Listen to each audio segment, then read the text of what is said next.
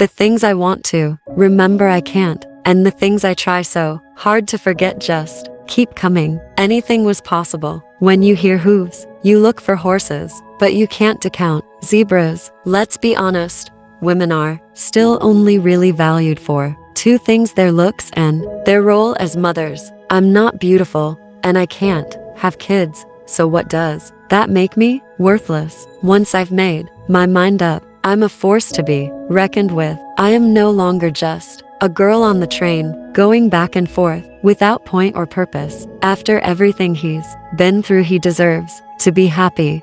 I will never begrudge him happiness. I only wish it could be with me. A tiding of magpies, 1 for sorrow, 2 for joy, 3 for a girl, 4 for a boy, 5 for silver, 6 for gold, 7 for a secret never to be told. It feels like coming home, not just to any home, but a childhood home, a place left behind a lifetime ago. It's the familiarity of walking up stairs and knowing exactly which one is going to creak. Nobody warned me it would break us, but it did, or rather, it broke me, and then I broke us. I have never understood how people can blithely disregard the damage they do by following their hearts. I have never understood how people can blithely disregard the damage they do by following their hearts. Who was it said that following your heart is a good thing? It is pure egotism, a selfishness to conquer all. If he thinks I'm going to sit around crying over him, he's got another thing coming. I can live without him. I can do without him just fine, but I don't like to lose. It's not like me. None of this is like me. I don't get rejected. I'm the one who walks away. Sometimes I don't want to go anywhere. I think I'll be happy if I never have to set foot outside the house again. Beckford is not a suicide spot. Beckford is a place to get rid of troublesome women. In between them stood an elephant, and she felt she ought to point it out. It's impossible to resist the kindness of strangers. Someone who looks at you, who doesn't know you, who tells you it's okay. Whatever you did, whatever you've done, you suffered, you hurt, you deserve forgiveness. The memory doesn't fit with the reality, because I don't remember anger, raging fury. I remember fear. No one liked to think about the fact that the water in that river was infected with the blood and bile of persecuted women, unhappy women. They drank it every day. I feel a real sense of disappointment. I feel as though I have been cheated on. A familiar ache fills my chest. I have felt this way before, on a larger scale, to a more intense degree, of course, but I remember the quality of the pain. You don't forget it. Being the other woman is a huge turn on. There's no point denying it.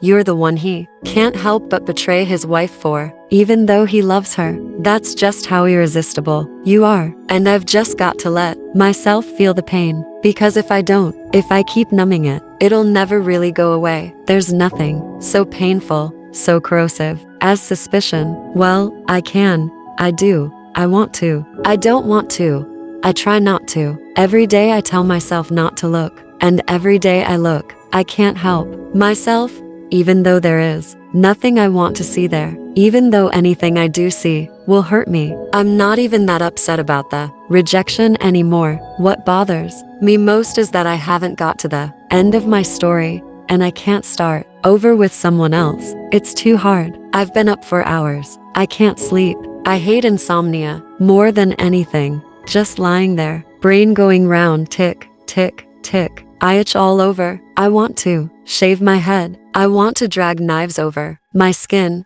just to feel something other than shame. But I'm not even brave enough for that. Sometimes I catch myself trying to remember the last time I had meaningful physical contact with another person, just a hug or a heartfelt squeeze of my hand, and my heart twitches. It doesn't feel like it was me who was doing that thing, and it's so hard to feel responsible for something you don't remember. So I never feel bad enough. I feel bad, but the thing that I've done, it's removed from me. It's like it doesn't belong to me. There can be no greater agony.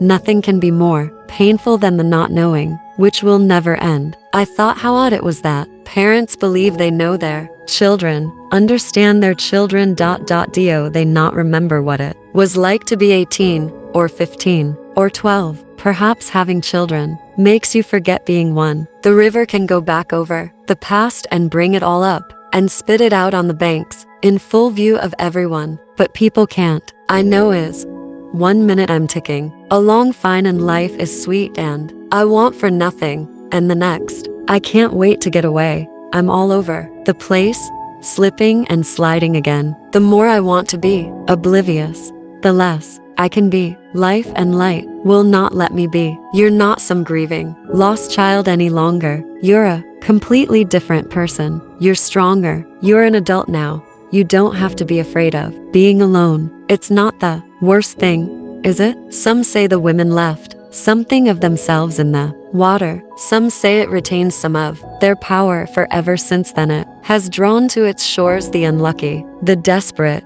the unhappy, the lost. They come here to swim with their sisters. I sit there on the floor with the picture in front of me and think about how things get broken all the time by accident, and how sometimes you just don't get round to getting them fixed. I wake abruptly, my breath jagged and heart racing, my mouth stale, and I know immediately that's it. I'm awake. The more I want to be oblivious, the less I can be. Life and light will not let me be. That's my fault, of course, because I behaved stupidly, like a child, because I didn't like feeling rejected. I need to learn to lose a little better. Parents don't care anything but their children. They are the center of the universe. They are all that really counts. Nobody else is important.